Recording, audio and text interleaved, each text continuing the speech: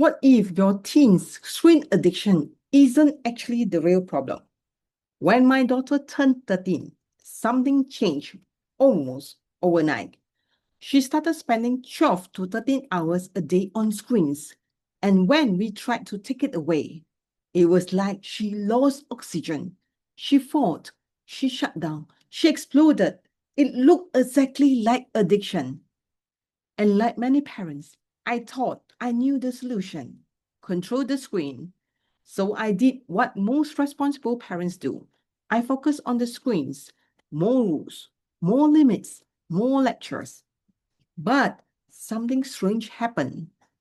The harder I fought the screen, the worse everything became. More anger, more shutdown, more distance between us. And the most confusing part was this: the behavior seemed to confirm my fear. My brain keeps saying, she's addicted. She doesn't care. She prefers her screen over us. But then, what I didn't realize at the time was this: the real problem wasn't the screen, it was the story my brain created about the screen. One night, we were arguing about screen time. It escalated. My husband and I started arguing too. And suddenly, something happened that stopped everything. My daughter crawled under the table. She covered her ears. She started shaking, mumbling herself. She wouldn't come out. And in that moment, something shifted inside me. Because that didn't look like defiance. It looked like overwhelm. And that moment forced me to ask a very different questions.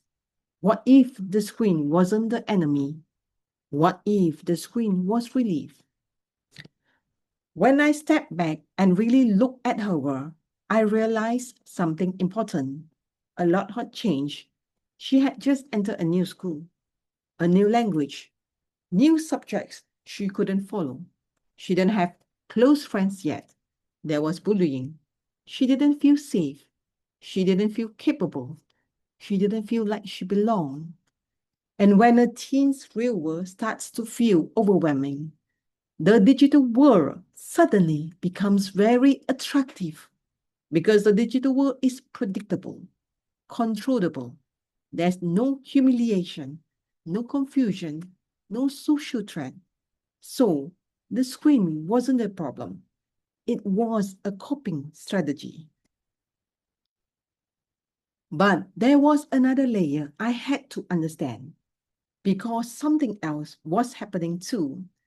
The moment our teen behaves in a way we don't understand, our brain instantly creates an interpretation.